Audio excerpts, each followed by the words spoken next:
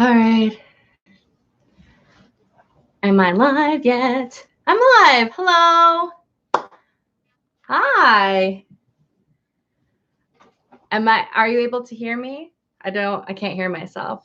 So hold on. Does that work? Gosh. Let's see. You hear? Okay. I've never done a YouTube live, so I don't know if the volume's on or not. Okay. I'm being heard now. Hi. Hello. I haven't made a video since I think July. I could check. I don't know. And that was the collab with Jessica. Yeah. This feels weird because I never do lives. I only did once when I think it was when I hit 1K or 10K.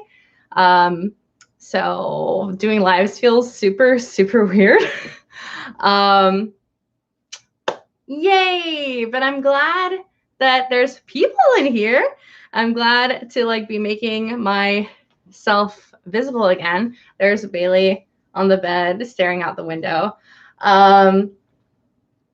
Right. So I wanted to come on live to talk about why I haven't made a video since July when once upon a time I used to do 5 videos a week, and then sometimes once a week, and then at least once a month, and then I take the whole summer off. And so I'm going to tell you why now. So if you check my Instagram, you'll see that maybe between June, which was VidCon, and September, I maybe have 9 posts on it. And that's because that's a good indication of how sick I am, is how often I'm posting on Instagram. Because typically I'll take a photo if I leave my house. But I didn't really leave my house, Bailey, for the entire summer. Because for the 3rd year in a row, I got really sick in the summer. And I think it's because of heat intolerance. It gets really hot here in Miami. And poor baby, there is central AC in my house, but I don't know, something about the heat and my POTS, which if you don't know, that's my postural orthostatic tachycardia syndrome. And it messes with my blood pressure and kind of makes me unconscious the majority of the day. The more I talk about it, some people think that it might not actually be POTS. It might actually be something else because it sounds really neurological. I thought it was POTS because I kind of feel like I'm fainting every couple of hours or so during the summer. Sorry, brain fog. But instead, what ends up, it's not just that. It's not just that I feel like I'm fainting. It also feels like when I try to get back up again, all my muscles are extremely heavy. Everything. It feels basically like my entire body is made out of lava. So even trying to speak, I can't even call for help. I can't even call somebody into my room to be like, hey, can you bring me some water or something? I need help. I can't even call for help. I can't even open my mouth because it feels like everything is lava. It feels like everything is heavy, hot lead. And I struggle to even open my jaw. So I don't know. It might be the POTS. It might be something neurological that I don't know about yet. Either way, I spent about right after VidCon till close to my birthday, which was at the end of August, basically just being stuck in bed all day, feeling horrible, losing my days because I was unconscious the majority of the time. So that sucked. There were a couple of good days, and on those days I did actually film some stuff, but I never had the cognitive or physical ability afterwards to actually edit them and put them up. So unfortunately, I've had videos that are just still in my editing software that never came out. I have a little collab video that I made with a few people about ambulatory wheelchair users, and they never came out. It's there. It's right there on my editing software, but it's not done. I have to go through some B-roll stuff, and there was a lot of footage to go through in this collab because there was quite a few people on it. So it was a lot of work. And even though I tried to kind of do it little bits at a time, I just never finished it. It will get finished eventually. I feel, hopefully, there was a shift today. I want to think, and I feel somewhere in my soul that yesterday was like one of my really, really lows, like in regards to my health. It was a very high pain day. But like, when we talk about lows and highs, goods and bads, I want to think that it was a low and that today I'm doing a bit better and that from here I will kind of stabilize. I'm crossing my fingers. I'm hoping that I stabilize so I can get content out again. That would be nice. That would be nice because I'm a person with a whole lot of ideas, a whole lot to say, and just unfortunately a body that it has the lack of ability to function. So that sucks. How many times have I said that sucks already so far? Let's cut it with the whining right now. There is also good things that have happened, because after the summer of pot spells, came September, where I kind of hit the ground running, and I was terrified. I was so sick in the summer. I knew my plans for September, and I was terrified with my health in the summer, how I could possibly keep up with what happens in September. So nervous. I was like, I'm not going to make it. So let's explain what happened in September. So September, I had a speaking engagement in Portland, which went amazing. What an amazing convention. It was called Effect Conference, or Effect Conf for short. And that was a really amazing and accessible event. Like I felt so welcome, and I felt like I didn't have to worry about anything because they prioritized accessibility so well, and they handled it so well throughout, like not just like kind of disability accessibility, but also like gender, trans accessibility as well. I really, really, really like that. Then followed by, I got selected for YouTube Nextup in LA. That was cool. It was for hashtag YouTube Latino. And basically what that was a workshop where 12 people or 12 channels were selected. And they were flown in, or if they live nearby, they live nearby, but flown in and kept at a hotel. And this, I can't make words right now. We got to do this like 5-day intensive workshop, which was essentially like 9 a.m. to 9 p.m. days. When I found out that that's exactly what it was, again, I got really terrified. I was like, if I weren't so chronically ill, I might be in academia. Do we know me? I might still be in school if I wasn't so sick. So the idea of like this kind of academic schedule, like 9 a.m., 9 p.m., having to absorb information, be awake, and cognitively available for that amount of time, also sitting for that amount of time, etc. I was really intimidated, but so fortunately there, I emailed them. I said, hey, I have these concerns regarding how accessible this program will be for me.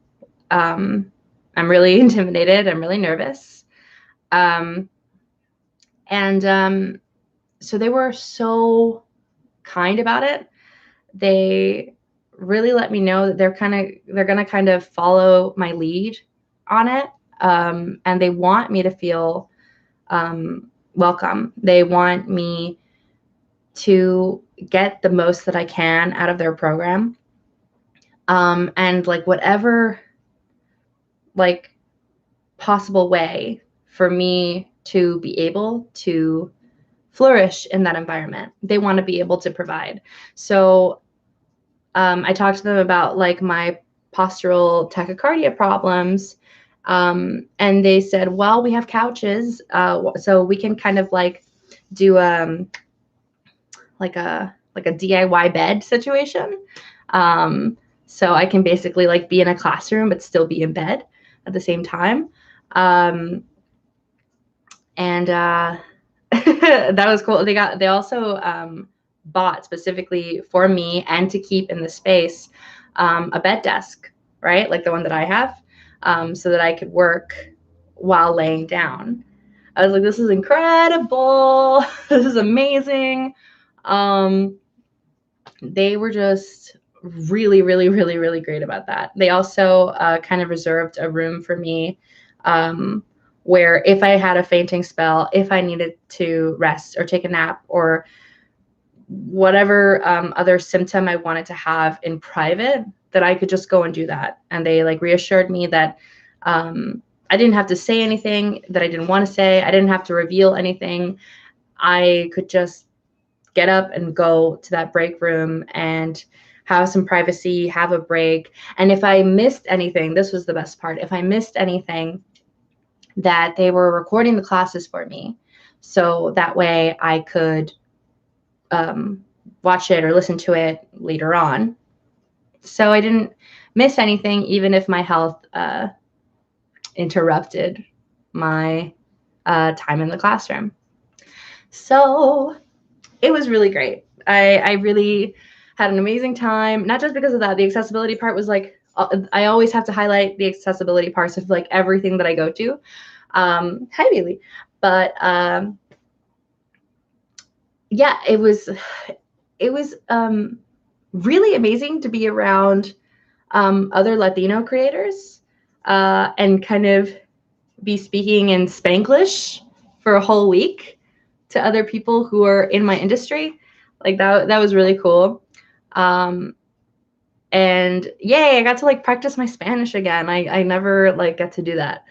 We also got to like go to social events at night, and that whole thing was really, really, really fun. And at the end, so what we get like upon like graduating the workshop courses is a $2,000 grant to purchase equipment for our channels. Yay!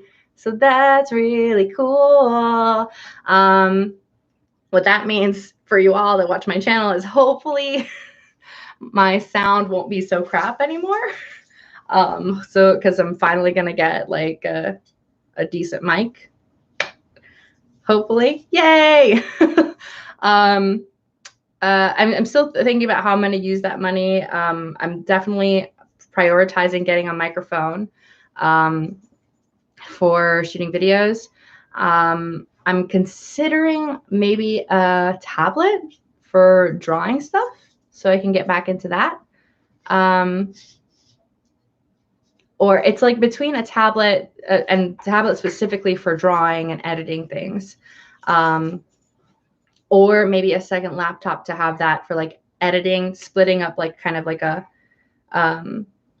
research computer and an editing computer, or doing the right thing and getting like what's it called, a drive, those boxes with memories. Oh my gosh, what am I talking about? A drive, right? Is that what it's called? The box where you keep all your stuff that you connect to a computer. that thing. I don't have that. So so that's probably something that I should get. Yes, external hard drive. Yes. I don't have one of those. And when I said that I didn't, I got, the evil eye from like my educators. They're like, why don't you have a hard drive? So that might be something that grant goes towards as well. So yeah, I'm really, really happy. What a great time. What a great time. It was very accessible. I got to hang out with other Latino creators for a whole week. I didn't have to worry about food even. They like took our like allergies and dietary needs into consideration, and they took care of our food for the entire week. It was all so amazing. And then I graduated. Is it real? Graduate? They gave us a graduation cap. Like it was, we graduated YouTube school and got a $2,000 grant towards our channels. So yay, that was really great. So that was the second thing. That was the LA thing. And then New York was a sponsored event for Marriott, meaning that they sponsored they paid for my appearance there and to take photos for social media and stuff. I'm not sure how much I can say about that because there was like a contract and everything. But that was amazing. That was an amazing event with a panel of folks who they achieved grants from Marriott. I believe it was $50,000 per person for each of their nonprofits. One of them was someone I was familiar with, but I don't remember her name. The creator of the, I believe it's called #menstrual movement, which started out to provide menstrual products for people who were homeless and needed them. So these things, it's nonprofits like that like got that $50,000 grant. And so we got to see a panel with them speaking. Lena Waithe was there. Oh my gosh. And she had some amazing things to say. So it was just a really inspiring evening of people that want to, do some good in this world. And I'm really happy that I could attend and hear them talk about what they're doing and what their goals are.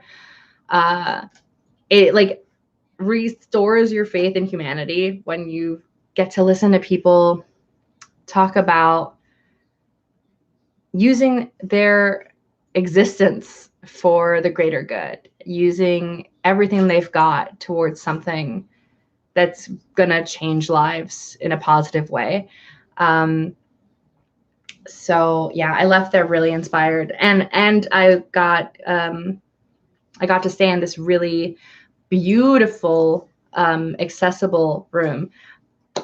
By the by, side note, accessible doesn't have to mean ugly. Interior designers and engineers and architects.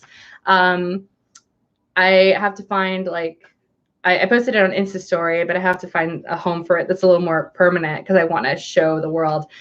My accessible bathroom had like this beautiful marble accessible shower, like made of marble, which is pretty fancy but beautiful.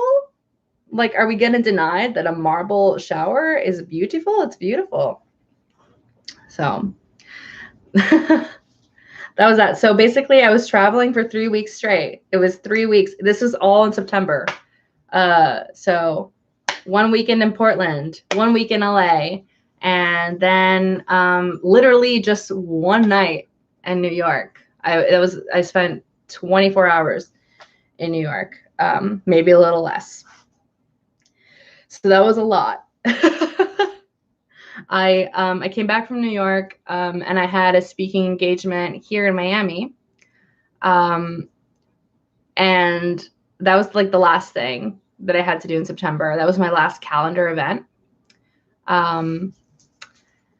And right after, because I was on a panel here in Wynwood. So right after that panel, I said, this is the end of my month. I'm going to sleep for the rest of the weekend. And I did that, and like I kind of what I think happens for Bailey is whining to get out. 1 second, Bailey. What I think happens is that my adrenaline like keeps me going through all these things that I have planned out, because if it's on my calendar, my brain and my body really like make a priority to like, I don't know, bust my ass to make sure that it gets done. So once it gets done, it feels like my whole body just crashes, because I was pushing it so hard the entire time. I don't know if you can hear Bailey whining. I think she wants to exit the room. Hold on, I'll be your bee. 1 second. Okay, you wanna leave? Leave. Go ahead.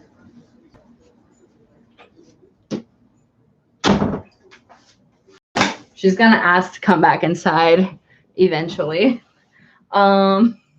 She's gonna bother me in a moment. So yeah. So that was my caca summer and my very busy September. And now you know why I haven't uploaded in like 3 months. Who is Billy? Bailey, Bailey, is my dog, who I just let out of the room. Hello to anyone who just joined. I just finished talking about why I haven't been uploading for the past couple of months. And it's because I was very sick during the summer, and then I had a very busy September, and now I'm kind of landing on the ground finally. So hopefully this video is the mark of me coming back and creating content again. I'm trying to scroll back at the chat to try and see what I've missed. A lot happened in here. A lot of spoons. Y'all are so nice. Oh my goodness. Oh. Okay, I don't think I'll ever be able to catch up with all of this. Yay. So the second part of this live stream is if you do have questions, I'll take them now. To start, I guess I'll go through the questions I've collected on my socials, because I asked people if you had any questions for me to do a Q&A, and I decided that better to just do a live stream, and I'll have it captioned for you all. Oh no, I lost everything. So I'm just going to check what are some of the questions that were already submitted. But if you have any more for the chat, then I'll take them there too. Give me 1 second. Okay. I'm still watching the chat. I think the chat's live now. I hope. Okay. So over on Facebook, Chelsea asks, what are your favorite horror movies / books / TV shows for this time of year?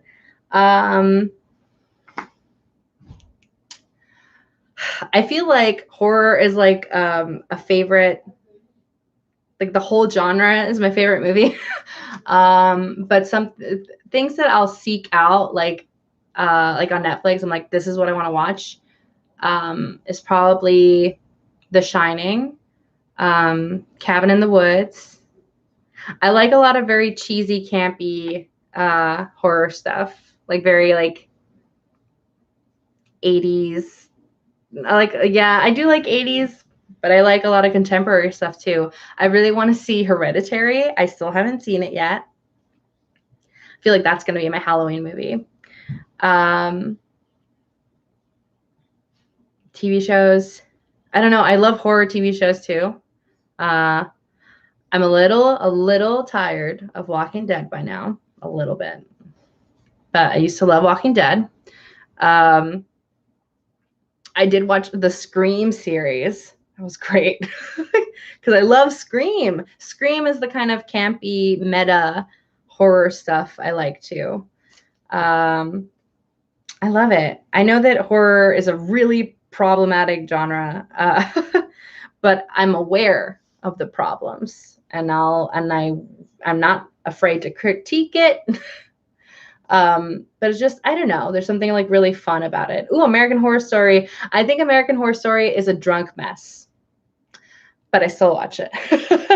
I think it is a drunk mess. Holy moly. It's a mess, especially because I feel like if Ryan Murphy and I had a conversation, we would probably fight. But I really liked season 1 and 2, and yes, there's a lot of like ableism in it. Like I said, horror is a problematic genre oftentimes. But I don't know. There's something about like the filmmaking process that I really like. I was, maybe this is what changed everything for me. I was in a horror movie once. So I don't know, from like behind the scenes of making a horror film, I just really like, I don't know, I just really like watching it. I think it's exciting. I think I kind of correlate it to like being an actor in it, and how exciting that felt for me, and the adrenaline to like play these kind of roles was really fun.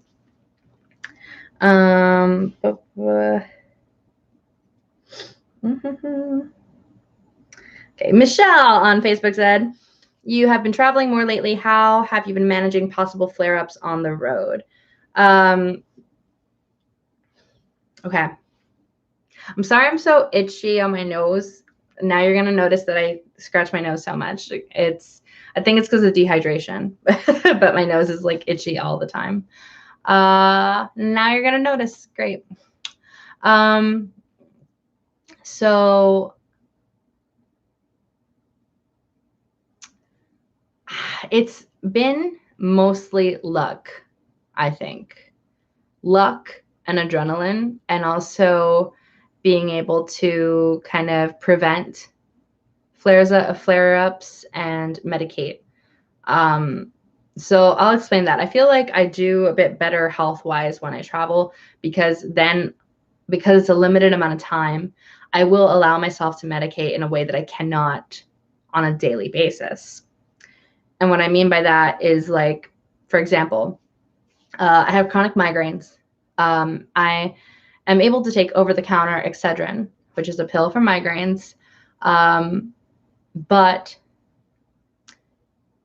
it's not really safe to take on a daily basis because it can really harm your liver.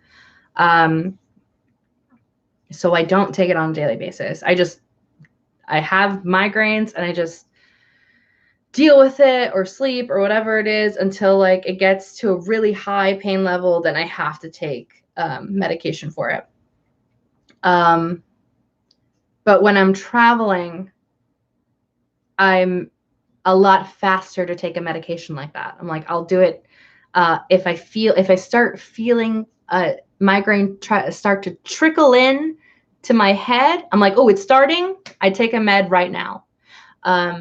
So that's the difference. Like when I'm traveling and it's a limited amount of time, I'm like medicine, while I cannot do that on a daily basis. So I feel like I do maybe a little bit better health-wise when I travel, just because of that, just because that I'm willing to kind of just allow myself to medicate more. Like I said, because the medicines that are available to me, I cannot take them on a daily basis. So I don't feel like that's a very helpful answer about how to like deal with flare-ups on the road. I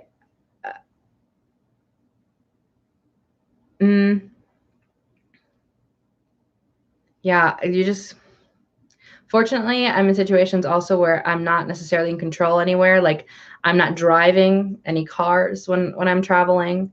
If I am, that's more likely that I'll have to take big steps. Like so sometimes I do take my car. I drive myself up to Orlando or Tampa to see family, or to go to Disney because I have the annual pass. And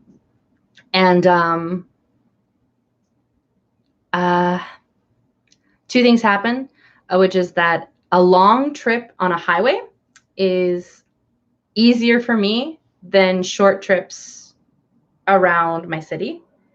And the reason for that is so I live in a big city that has a lot of traffic.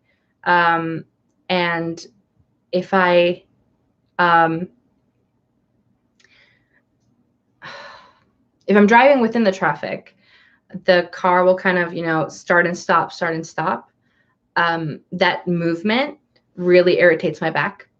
It really hurts my back, and it affects it long term. Like it's not just in the moment, but like if I'm driving for 25 minutes and I keep doing that to my back's going to hurt terribly for the rest of the week. And same thing with my wrists when I'm turning the steering wheel, driving all these corners. I'm stretching out my wrist, which stretches the laxity. If you don't know what that looks / feels like, imagine a ligament like a mozzarella string cheese, and like stretching it means that you're stretching out the cheese. Therefore, it is thinner and weaker, and that is what happens to my ligaments, and that causes me a lot of pain. Oh my goodness, thank you, Wheelie Blind. I appreciate it. Thank you. So that compared to like driving on the highway for 3 or 4 hours, it's very different because I'm just driving steadily fast for that entire period of time, which can hurt positionally, but not as bad as the gesture of starting and stopping. And I'm also not turning the wheel so often, so I'm not hurting my wrists either.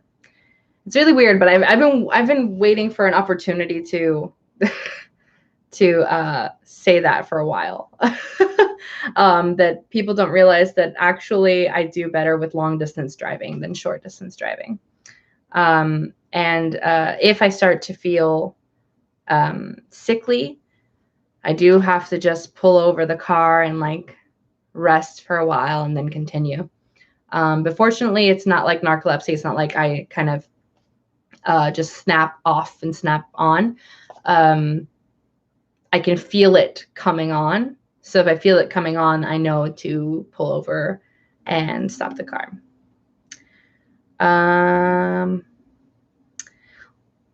Clarissa here says, what are you being for Halloween this year? I don't know. I kind of have an idea to be Lilo and Stitch with my dog Bailey. Maybe.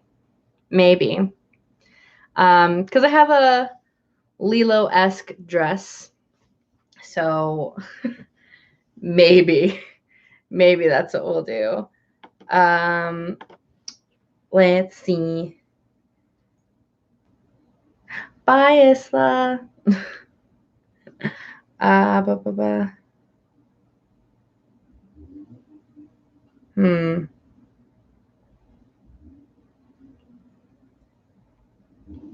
you had any bad traveling experiences? By Lisa on Facebook.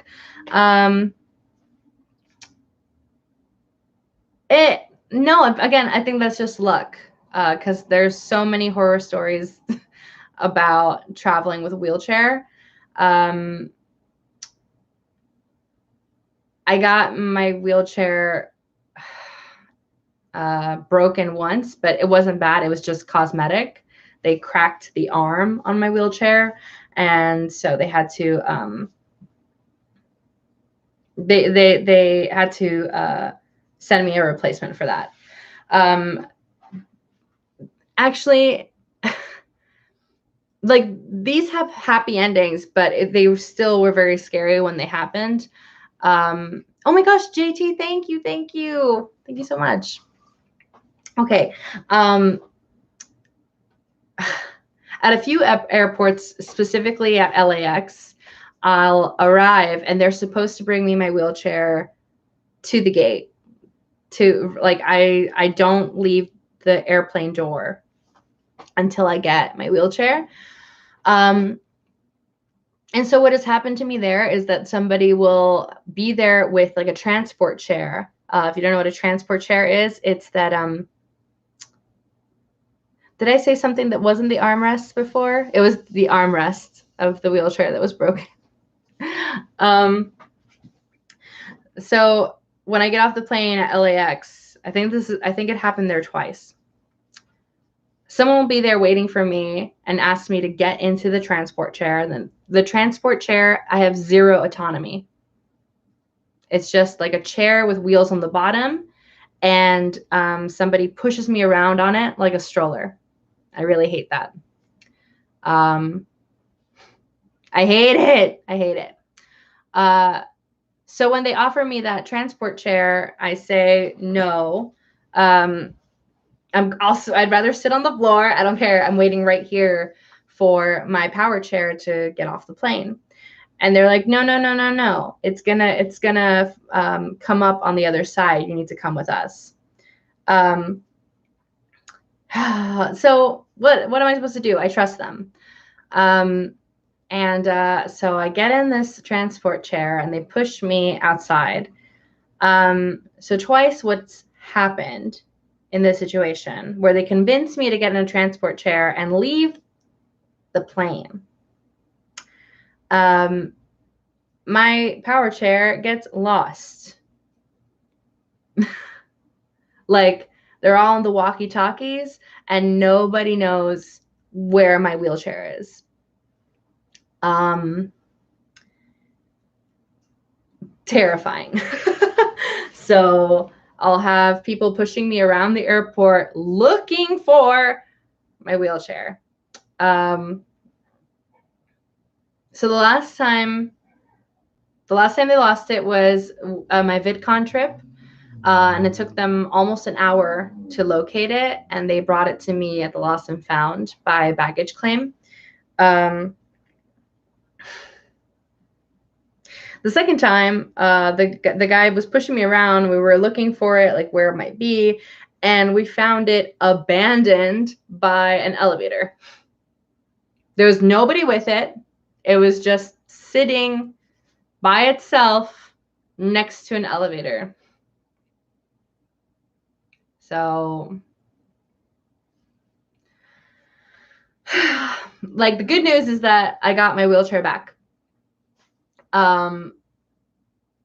But that's the kind of panic that I really don't deserve, that nobody deserves, that nobody should have to go through. Like, to arrive somewhere, that's at LAX. That is not my home. That is my destination. And even for a moment, for me to sit with the panic of like, you're in a city that you don't know, and now you don't have the ability to walk. now you don't have your legs.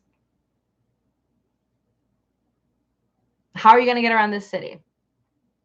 Like how would I do like anything? Most of you know I can only really walk like a minute or so at a time, right? So I'm trying to like kind of even plan it out right now. I don't have to, but like that would mean that they would take the transport chair to the sidewalk. They might put me in a taxi. From the taxi, get into a hotel, and very slowly with my cane, like take a lot of breaks, get up to my room, get into bed, and then like never move. Then just stay in bed because I can't get around anywhere without my wheelchair. So there's somebody like spamming me in here. How do I fix that?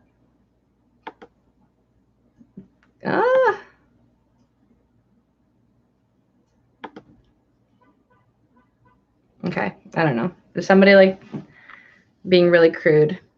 Here we go. Reported. Bye. I know. It was, yeah, I don't know if anybody else could see that. Somebody was being really graphic. Do you play any video games? If so, what are some of your favorites? By Chris on Facebook. I don't really play any video games. I'm not like a video game person, but I did play Life is Strange on my brother's Xbox. That was really great. Except for there was some ableist elements on it that was really upsetting to me as a person who was dealing with mourning parts of their body. Hi. Hold on, guys. How do I do this? Oh my goodness.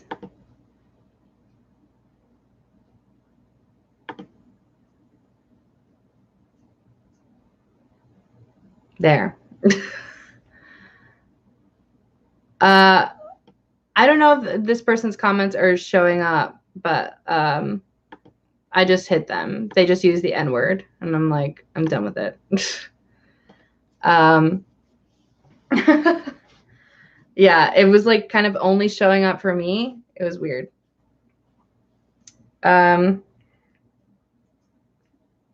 Right. So Life is Strange, I did enjoy it because I was able to make it queer AF. And for me, it was astonishing that a video game could be very queer. But it was there and I did it. And it was a queer video game. It was beautiful. So I had fun with that. Let's move over to Instagram and see what folks said over there. Okay.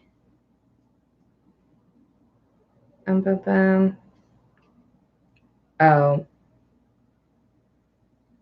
I'm into this question. This question says, can you give me a good resource to show my friends about how disabled people need straws? Yes. If you go to my friend Jessica Calgren Fozard's channel, she has a recent video on the topic about how straws are accessibility devices. The funny thing about that is, see, her and I were actually talking about it, and we had actually planned to publish both our videos regarding straws on the same day. But I got too sick and I couldn't. But she made a really like kind of all-in-one, I think 9-minute video on the topic, kind of just really laying it all out. I still kind of unfortunately have some things to add. So I don't know. I feel like I'm going to make some kind of incredibly exhausted titled video about straws. Like, yeah, we're still talking about it. But yes, go to Jessica Calgren Fozard's channel. She has an amazing video on that there. While I'm here, I guess I'll go ahead and kind of add some points that I feel were not touched upon. Like really quickly, I feel like I'll embellish it a bit more for a video. But this like reusable straw, maybe I can find the link. So this whole straw thing is extremely capitalist on every freaking level. So I see a lot of, wealthy people kind of posturing themselves on social media, holding their recently bought new reusable metal decorative straws. And I just kind of, every time I look at it, I'm like, yeah, because you had the extra money to buy straws. A lot of people don't, especially disabled people who need them as accessibility devices. If you live on disability, right, on government aid, you barely have a penny left after you've paid your bills. So I don't know where you're going to get extra money for straws. And no, straws aren't insured by Medicaid or Medicare. Okay, hold on. Gold straws, LOL. Okay, I'm posting the link to Jessica's video now.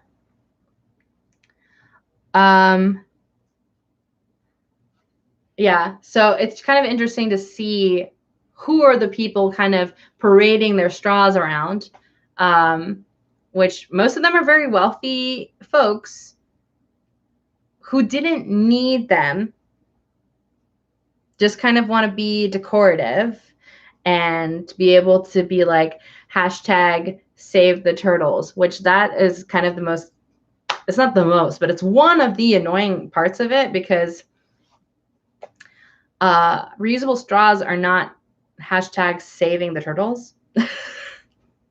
Oh, hello, Rachel. Rachel's here. I love her so much. Oh my gosh.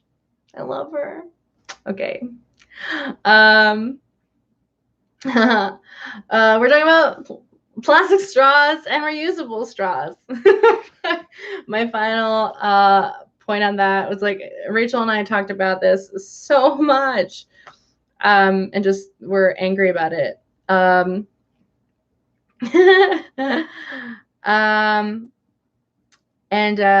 Right, so the other thing that kind of like really disgusts me about it is that like reusable straws are not supposed to be reusable.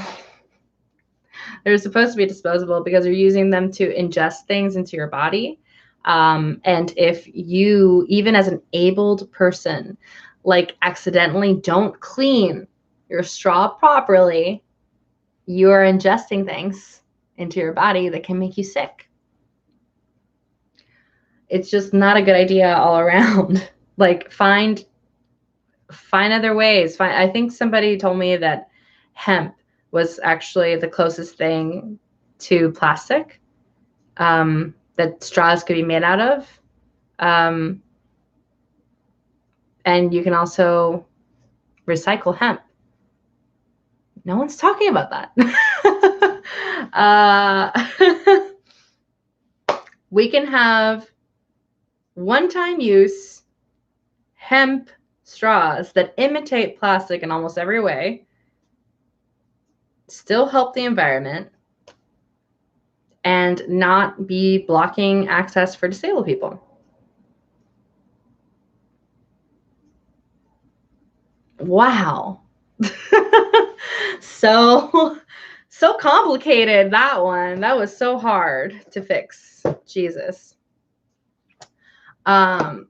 Next question.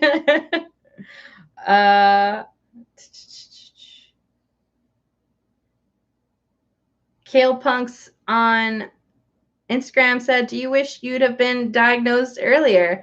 Yes, I do. I do wish I'd been diagnosed earlier. Anybody who doesn't know, I was diagnosed with Ehlers-Danlos Syndrome when I was 26. Wow. And I'm 28 now. So literally 2 years ago. Wow. But I've been experiencing symptoms and a health decline since I was 23. So that's been like 5 years that I've been very, very chronically ill.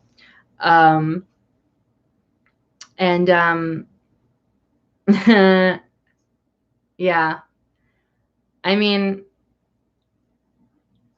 I don't know if, well, yeah. So official diagnosis by a doctor gave me such peace of mind. the thing that I have to compare to that, and that was actually part of the question, they asked me about like autistic EDS as well, autistic diagnosis as well, which there's a theory, especially because of my childhood history, that I may be on the autism spectrum. I don't talk about it a lot because I'm not diagnosed. And that would be so affirming if I could just get that diagnosis. I live my life similar to how I lived it with EDS, which was that basically the symptoms affect my everyday life. But it's about the access to getting that diagnosis, whether it's economically, time-wise, physical ability, transportation. Like there's so many reasons why people can't get access to their official diagnosis, like on paper diagnosis. But it doesn't mean that they're not living with their symptoms and they're not living with their conditions. Which is why I'm always advocating for, if someone has done extensive amounts of research, if someone really feels like a certain diagnosis is the best way to communicate what's happening with them. And I'm not talking about people who appropriate diagnosis like, oh, I'm so OCD because I need to have this clean or neat or whatever. That's appropriating a diagnosis in a way that kind of uses a diagnosis like slang, versus someone who does extensive research and says, like, I am 99% positive that this is what I have, and saying that this is what I have is the best way to communicate my accessibility needs. It's the best way to communicate my symptoms. I think that's so valid.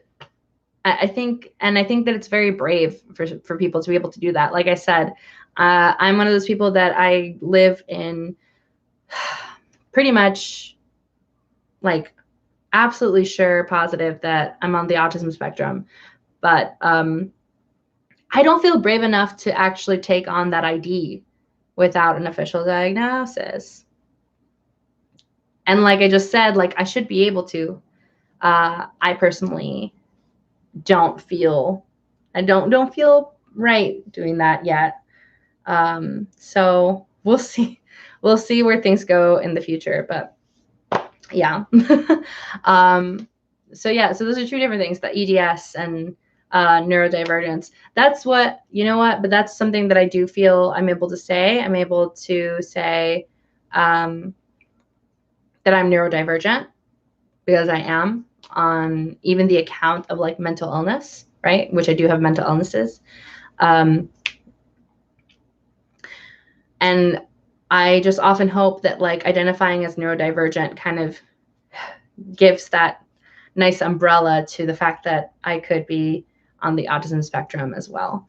God, this is so vulnerable, but yeah. So that's how I feel about that.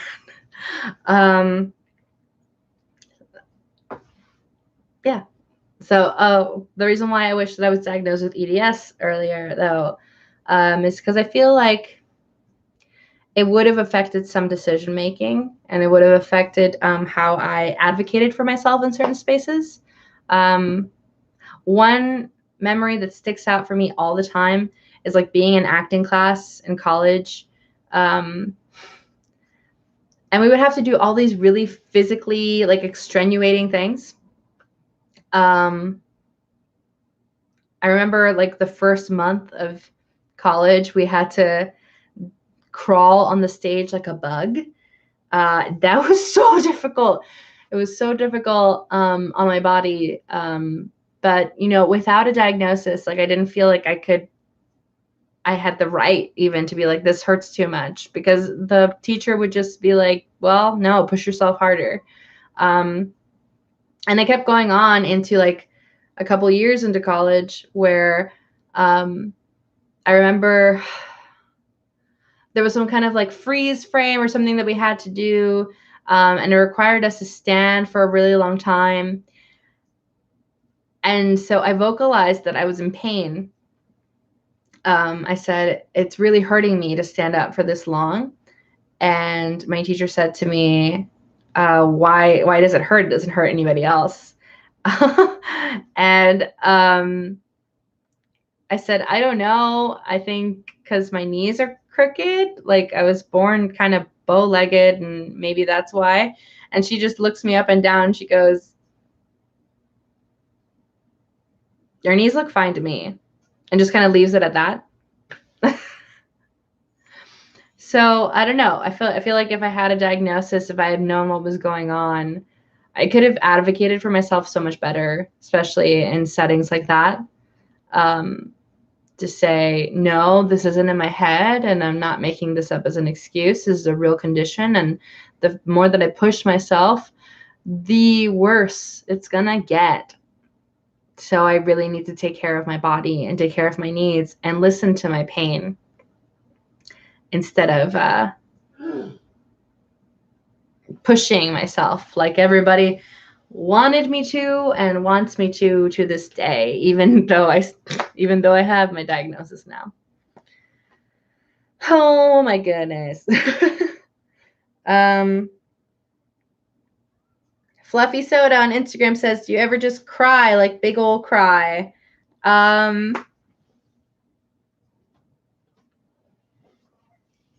Yeah, like I cry sometimes. I cry often, but just not for a long time. Not for like a quote big old cry. Not a sobbing for an hour cry. No.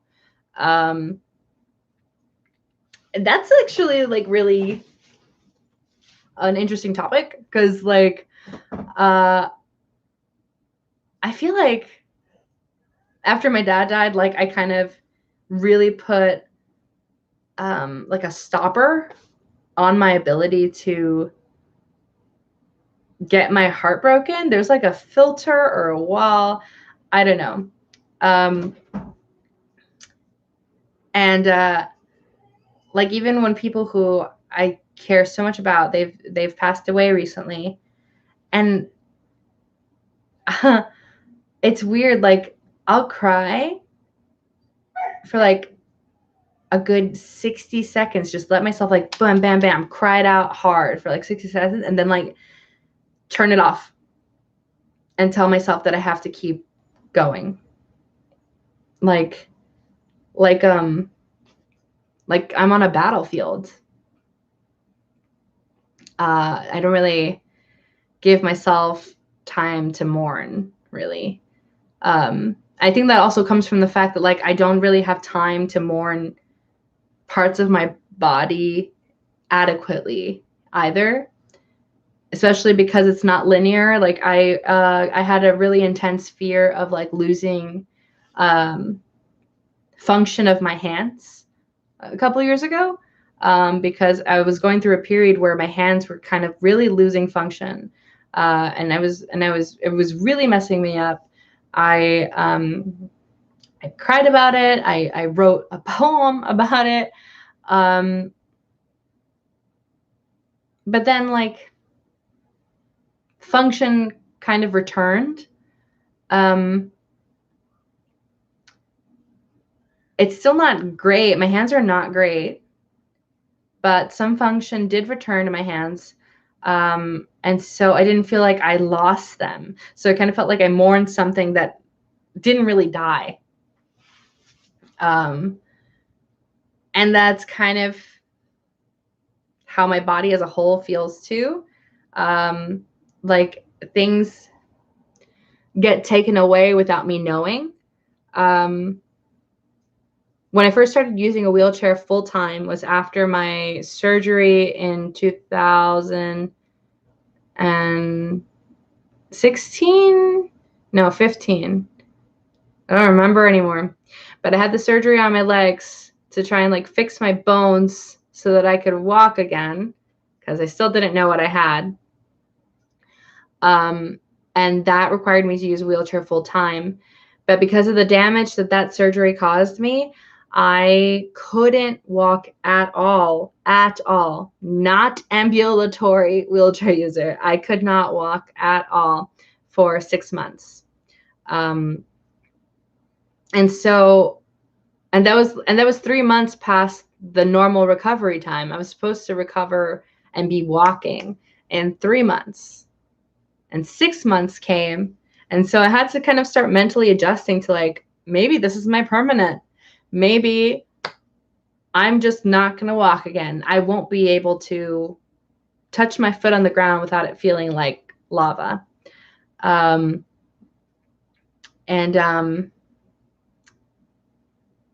Then after 6 months, after half a year, then I did find the ability to put my foot on the ground. And my limit is still like 60 seconds to 5 minutes at the very most. But it was more than nothing. So again, like, how do you, right?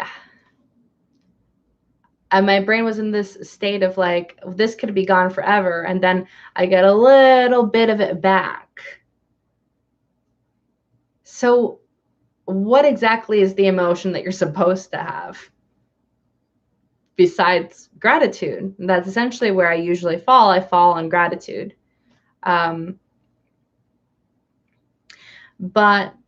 back to the question of crying. I cry at movies. I cry at songs.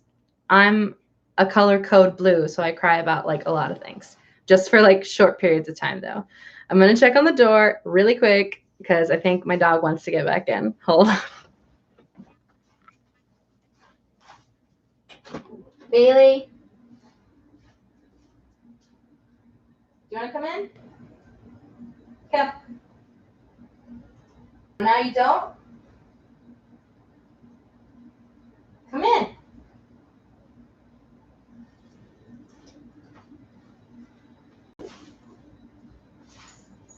Okay, I'm not going to chase you.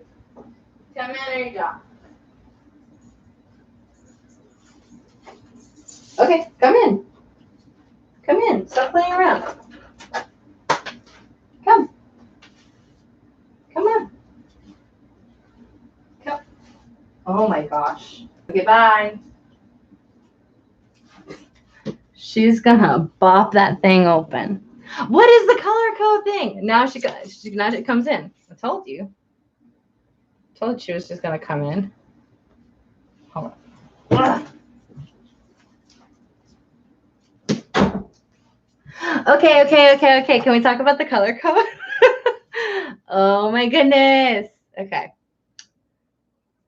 The color code is a personality test, similar to the Myers-Briggs personality test.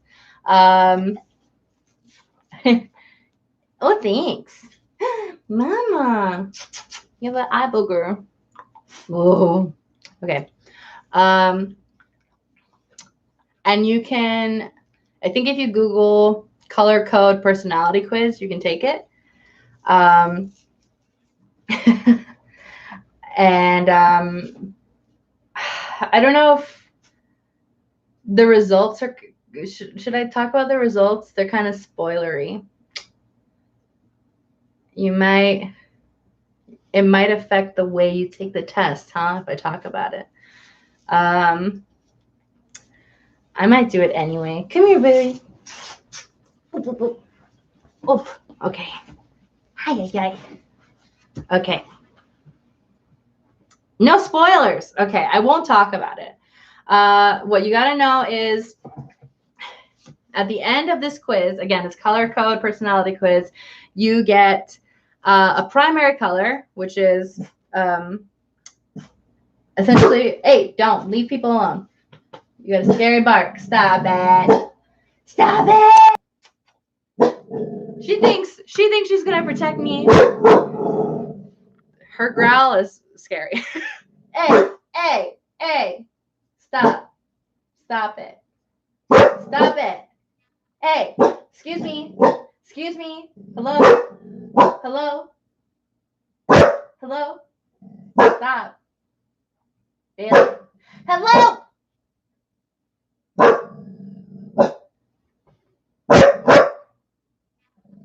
She thinks she's gonna freaking protect the house.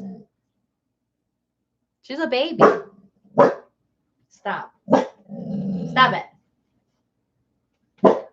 Yeah. Yeah.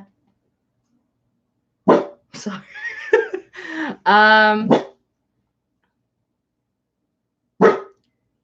Right, exactly. Okay. So yeah, they want to charge you to find out more than your primary color. No. You can find out more about what the rest of the colors are. I'm gonna spoil it a little bit. Okay. There's also a color code culture Twitter that I really like, and you can learn more about the colors there. So there's only 4. It's blue, red, yellow, white, and basically the premise of this personality quiz is by motivation. What motivates you as a person? What moves you as a person? And how that affects your personality, how that affects the decisions you make, things like that. So I guess I can try and I'm going to try and explain it. I'm sorry if it's spoilery. So my color is blue, which means that my motivation is intimacy. So blues are described as like socially intimate and also emotional. Then we got color code reds, which their motivation is power and control. So these are the more successful types. Like their motivation is success. It's always like, how do I keep climbing? What's the next step? How do I get higher, etc. They're power control. They're motivated by success. So these are like typically kind of business savvy folks. They know how to like commandeer a space, things like that. Then we got color code whites. They're motivated by peace. So typically like the non-confrontational folks, the typically like wallflower folks, they're okay with being in the background. And then color code yellows, which are motivated by fun. So they are always like looking to spice things up, and they're very like typically like bigger personalities, and yeah. So it's let me hold on.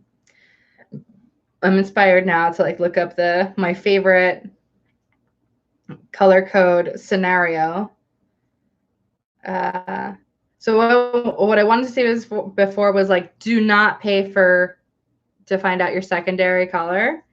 Just learn about the colors and kind of you choose what you think is gonna be your secondary color. Let's do color code culture.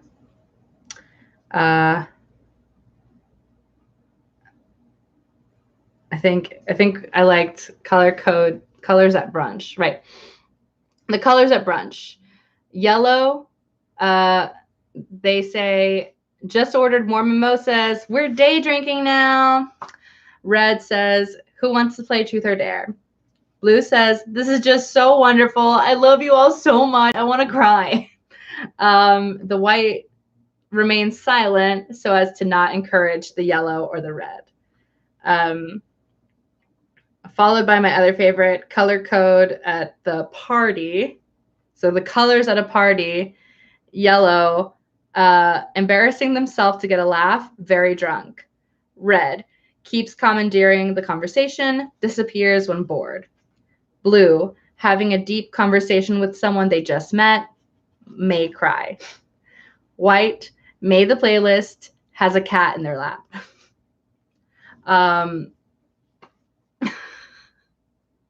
So yeah, so my colors are, I'm a primary blue and a secondary red. So that's fun. That's that. That's all that means. Personality quiz. Let's see. What else?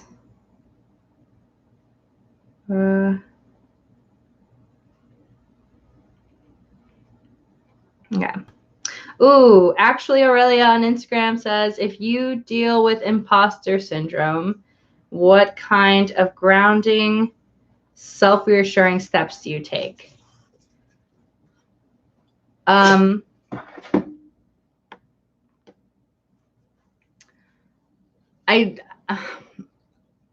don't know with imposter syndrome versus like just typical old low self-esteem. I'm not sure what's the difference there.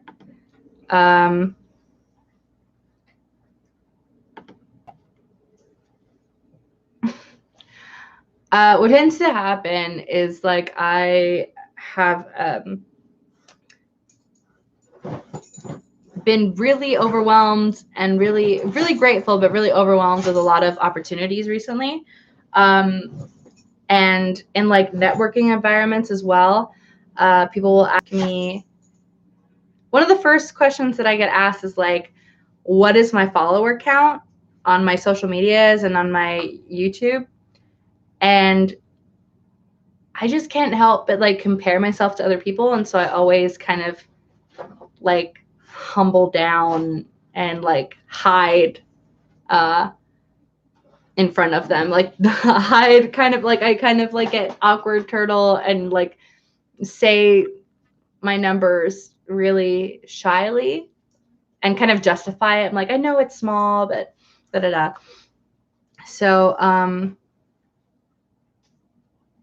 always trying to justify that, and I'm trying to justify why I'm being offered these opportunities and why I'm being invited into these spaces. Because yeah, there's a part of me that feels undeserving. Or like, yeah, especially when one of the first things that they ask me is about numbers, and I just feel like my numbers are not very impressive. But I do believe and am confident in the fact that I do have valuable things to say and valuable things to bring to the table. So as long as they don't ask me about numbers, as long as they just ask me about what I do and what I hope to accomplish and what my goals are, we can talk about that and I'll be fine. But whenever people ask me about numbers, I get like really, I don't know, kind of a little bit embarrassed. Because I feel like if I'm being judged by numbers, then I'm not as impressive. I don't know. So, oh, here we go. And Kim Aline brings up imposter syndrome in regards to our health. I didn't for a long time, and then all of a sudden, very recently, like I said, with the question of like, I don't know how I keep up with the things when I have to. But the only way I can explain them is like adrenaline and adequate medicating. But sometimes I don't know. I have in my brain thought, am I really sick? And not even when I'm at my best, even when I'm, kind of in the middle place, I'm wondering what I'm capable of in regards to my pain. Bailey's crying. Let me let her out. Hold on. Okay. Go.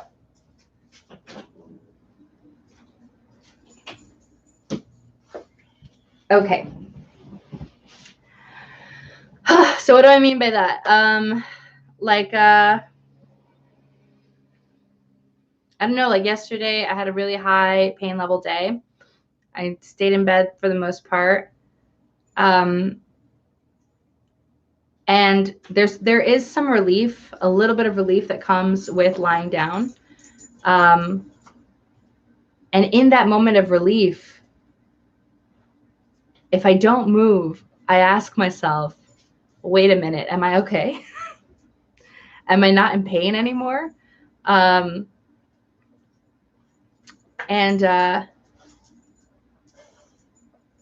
but if I move, then I'm in pain again.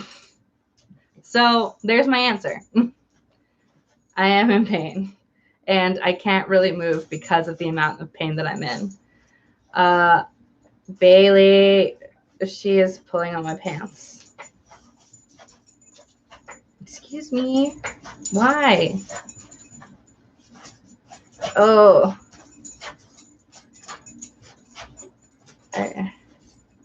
Clear Chicano chisme. Thank you. I said, your work is so important, though. You and Andrea are the reason why I decided to start a channel myself. You're one of the very few Latinx social justice voices, specifically for disability. Thank you. Yes. Yes, yes, yes. I feel that. Thank you so much. I feel that so much. Oh, my goodness. Bailey? She wants something. Okay, I think I'm just going to do a couple more questions, and then I got to get out of here. The sun's also setting. I'm going to lose my light. So let's go. If you guys have any questions here in the chat, I'll take them here too now, versus I've been reading the social medias so far.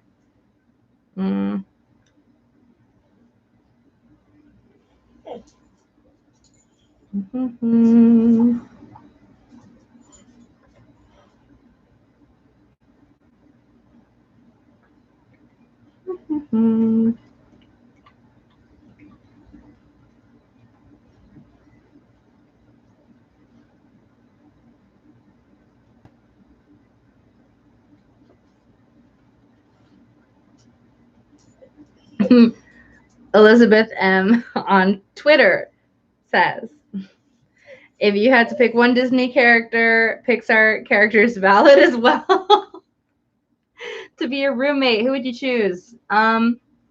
Ooh. Well, my first instinct was going to be the one that is my birthday Disney astrology character, which is Ellie from Up. I feel like Ellie would be such a kick-ass roommate. She's lovely.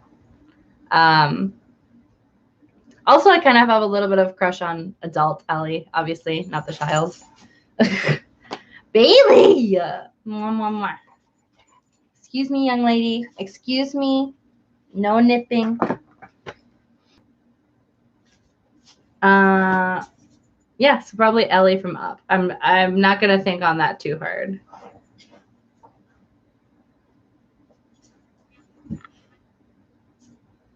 Kimma on Twitter asked me, how is traveling with the Easy Light Cruiser?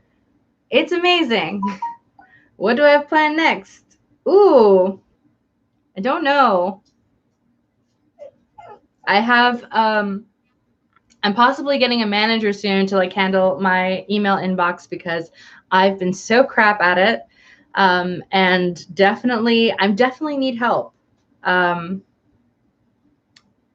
I've been doing everything kind of very one-man show-ish.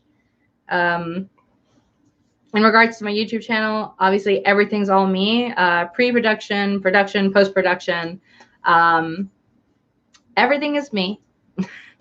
The editing, the captioning, writing, content, and the presentation, everything is me. And then on top of that, I have to try and handle all the behind-the-scenes stuff with like email stuff and like organizing my calendar in regards to speaking engagements, etc. So it's getting to a point where I can't really do everything by myself, and I definitely need to consider allowing somebody to help me in one way or another. So, Bailey. So hopefully that's happening very, very soon. Ow.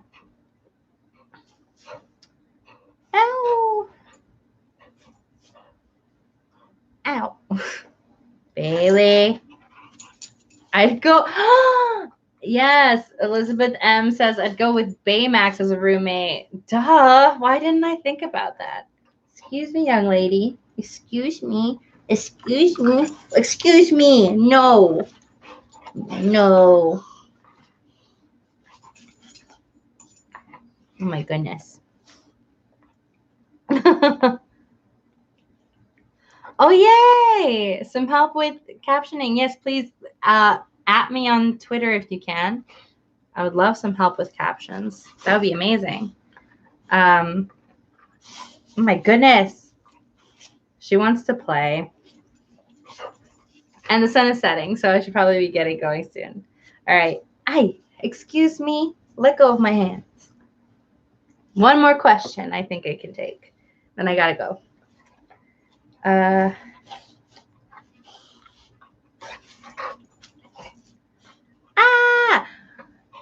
Hello, Karis, who just came on. We talked about so much. The stream will be up on my channel after we're done, but I'm almost done. I'm just taking one more question. Let's see. All right, Ren. Yes. Let's look at your question. How do you know when to just see a regular doctor versus a specialist or urgent care or ER? Oh, listen. as I hold off this playful puppy. That is a really hard question. And I'll be honest with you, I haven't, since I've been diagnosed, I went to the ER one time. That was when I was experiencing trigeminal neuralgia pain in my face. And even though I had my diagnosis and I tried to explain my condition to the ER doctors, they either didn't care or they didn't know what EDS was, and they just wanted to get me kind of out the door because there was no way for them to stop. Yeah, enough. Oh, okay. There was, even though I had my diagnosis, there was no way for the people in the ER to help me because there was like nothing that they could like tangibly see or diagnose me with at the time. And for me, that was kind of the last straw in regards to like medical trauma. I'd already been through the system. I'd already been through the system for 3 years, being gaslit by doctors. I dealt with if you watch, I have a video on my channel called Ehlers-Danlos Syndrome, my diagnosis journey. And it shows how I talked to my primary doctor first, of course. But from there, you do have to talk to specialists. The difference between a specialist and an ER is urgent care. ER is you need it right now or you might die. Or I mean, there are other situations for it, but typically it's what I mentioned first, which is like urgent as in life or death. And that's what I felt like was going to happen with my trigeminal neuralgia pain. I thought I was going to die. It was the most intense amount of pain I've ever been in my entire life. Very like suicidal levels of pain.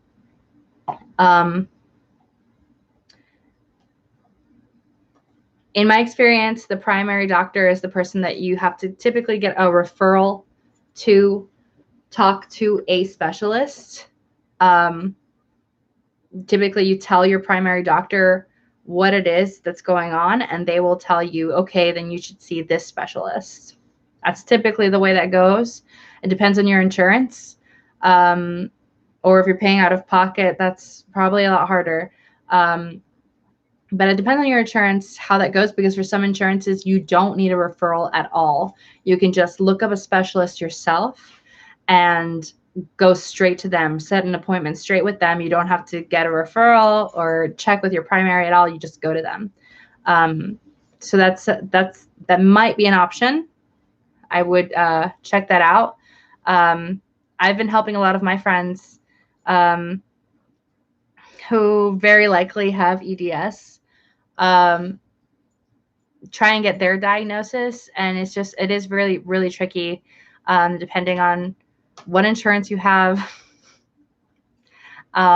to get into the right rooms with the right people, and not just the right doctor, right? Not just the right specialist, but like the right specialist, like a specialist that knows about the condition that you think you might have.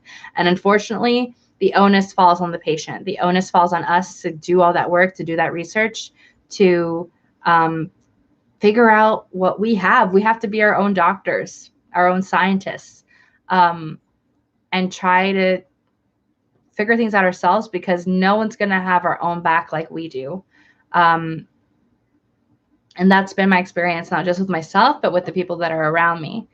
Ren says, I've been dealing with new and increased symptoms and a terrible flare-up, and no one knows what to do with me. And when I was in the ER last week, I was, suicidal due to pain. Relatable. And the specialists keep bouncing me around to each other. Well, also, what is your goal in seeing specialists? Are you trying to get a diagnosis, or are you trying to find treatment?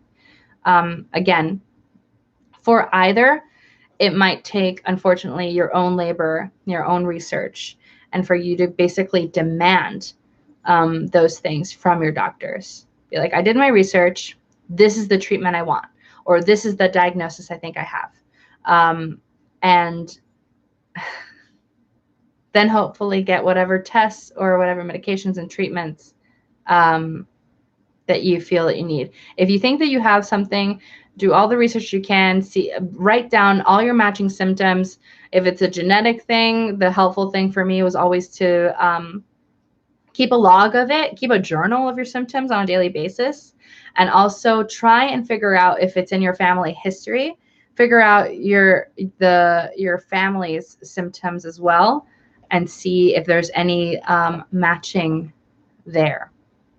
So all that has been helpful for me, and I hope that was helpful for you. And I gotta go because it's getting dark. This has been fun. Oh my gosh. Hi, Ren. Really quickly, I have a whole Excel spreadsheet of my symptoms, how long they've been happening, and to what severity. Yeah. Oh my gosh. Same. A big exhale for you. It's not easy, and I hate that people are still going through it. I hate watching my friends go through it. I hate that you're going through it. But I just really hope to say that the work is, I can only say, hopefully worth it. And in the end, you get exactly what you need. And I just share in solidarity with you that I hate that it has to be this hard. But you're not alone. There's plenty of people who can relate. And I hope that brings you any kind of comfort. That's all I could say. All right, everyone. It's dark. I gotta go. Stay tuned. I will be hopefully putting up more content soon, hopefully as soon as next week. And I will see you all eventually. Okay? Bye. Love you. Bye.